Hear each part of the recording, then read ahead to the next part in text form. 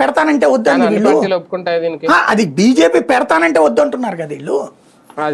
ఎందుకు వద్దన్నారు? వీళ్ళందరికీ కావాల్సింది ఒకటండి, పాత ఎలక్షన్ సిస్టమ్కి వెళ్ళిపోవాలనుకుంటున్నారు, బ్యాలెట్ సిస్టమ్కి.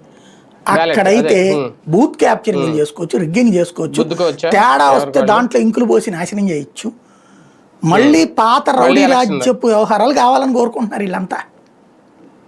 రాహుల్ గాంధీ వస్తే అది చెయ్యొచ్చు. నేను కర్ణాటకలో మంత్రి గారు అదే అన్నారు, ఇదివరకు సగ్గా సంతోషంగా వేసుకునే వాళ్ళం, ఓట్లు క్యాప్చర్ చేసుకునే వాళ్ళం, గుద్దేసుకునే వాళ్ళం, ఇప్పుడు బోయ్స్ వచ్చింది ఈవీఎంలు వచ్చాక అనేసి మంత్రి గారు అన్నారు అనమాట. అట్టుంటది పరిస్థితి ఇప్పుడు. ఒక రకంగా రాహుల్ గాంధీ గారు కూడా అంటే ఇలాంటి పల్లవే వాడుతున్నారా, మేము గనక అధికారంలోకి వస్తే చూపిస్తాం ఏంటి అంతే ఈయనలాగే. సార్ ఒక్కసారి రాహుల్ గాంధీ గురించి మాట్లాడుకుంటే, మొన్న ఇచ్చిన పవర్ పాయింట్ ప్రజెంటేషన్ ఏదైతే ఉందో, ఇప్పుడు మీరు చెప్పిన ఇవన్నీ కారణాలు, అంటే ఒకే వ్యక్తి ఫోటో 6 షాట్లు ఉందని, పేరు ఉందని, బల్క్గా ఒకే అడ్రస్లో చాలా కారణాలు. సాధారణంగా సహజంగా ఇవి అన్ని రాష్ట్రాల్లో, ఎందుకంటే ఆయన అన్నారు రేపు మిగిలిన రాష్ట్రాల్లో కూడా ఇలాగే జరిగితే పరిస్థితి ఏంటి అనేది, సహజంగా అన్ని రాష్ట్రాల్లో ఇలా జరుగుతాయా?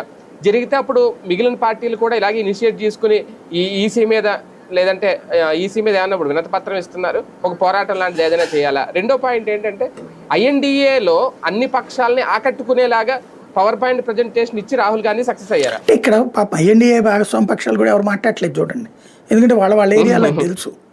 ఇప్పుడు ఈయన ఒక మాట అన్నాడండి, మాదేవపురాలో కర్ణాటకలో 6 అసెంబ్లీ మేము గెలిచాం, ఒక చోట పార్లమెంట్ ఒక అసెంబ్లీ గెలిచి పార్లమెంట్ కొట్టేశారని. మీరు సింపుల్ అబ్జర్వ్ చేయండి, చిత్తూరు జిల్లాలో చిత్తూరు పార్లమెంట్ స్థానం